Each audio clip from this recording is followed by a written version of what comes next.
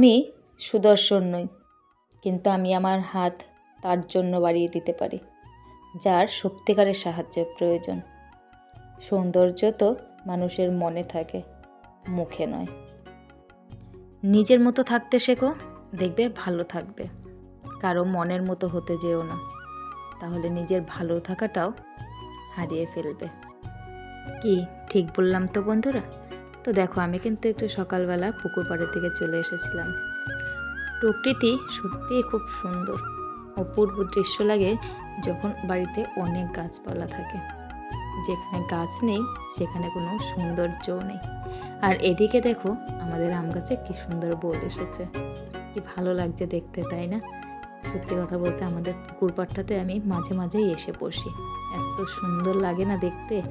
মানে একটা পুকুর মাঝখানে 4-5 থেকে গাছ, মানে খুব সুন্দর লাগে দেখতে। তারপরে এখান থেকে এসে একটু ওদের বই নিয়ে বসাবো। দেখো ওরা বই পড়বে। বল, এখন বই পড়তে হয়, এখন খেলতে নেই। অনেক বল, তুই বলবি না তো? আমি তাহলে বিশুকে ডাক দিই, বিশু এসে তোকে নিয়ে যাক, নিয়ে গিয়ে জোর করে বই নিয়ে বসাবে। ডাক দেবো বিশুকে? ডাকবো? তুই ভয় পাস না বিশুকে? বিশু কে হয় তোর? তুই বাবাকে ভয় পাস না? তুই একটু চুপ কর না, ওকে তো আমি জিজ্ঞেস করছি। আমি বিশুকে এক্ষুনি ডাক দেবো। তুই বিশুকে বিশু বলে ডাকছিস?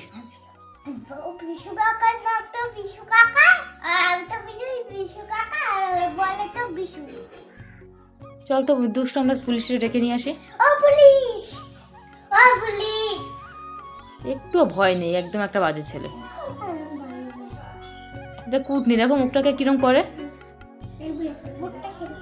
এদের শোন, অনেক ভালো না, ও তোকে বই পড়তে দেয় না। হ্যাঁ দুষ্টু, তুই ভালো তো, তুই আমার কাছে চলে আয়, তুই বই নিয়ে বসবি এখন। না সত্যি কথা।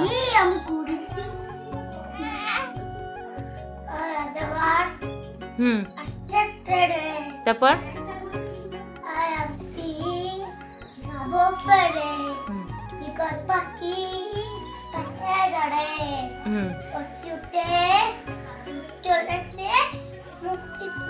হ্যাঁ, তারপর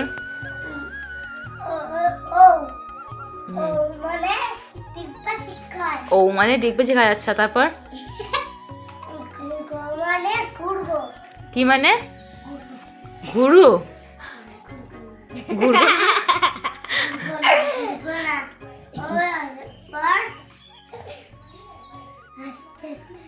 হ্যাঁ, ওই জায়গা তো অনেকবার আসলো তেরে, তুই তো জায়গা দিয়ে চললি না।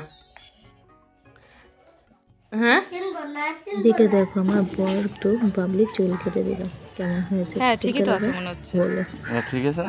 হ্যাঁ থাকতো সরাও তাহলে একটু তাকা রেখে।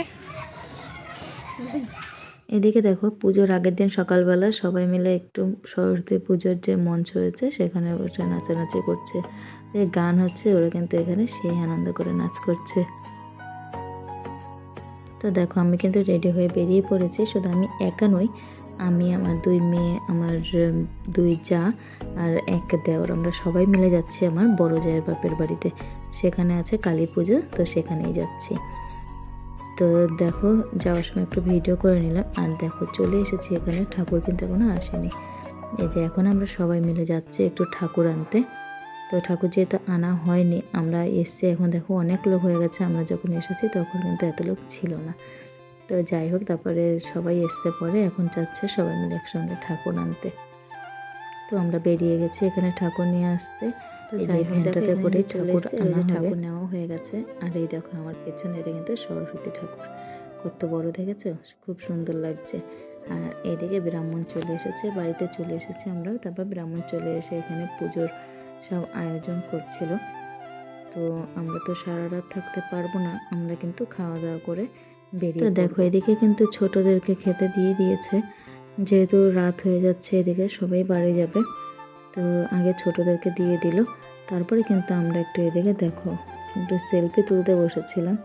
তো এদের জ্বালায় কি সেলফি তুলবো, এত জ্বালাচ্ছিল। ওইদিকে আমার বড় মেয়ে রেগে আছে, ও একটু ফোনটা চেয়েছিল, ওকে দেয়নি।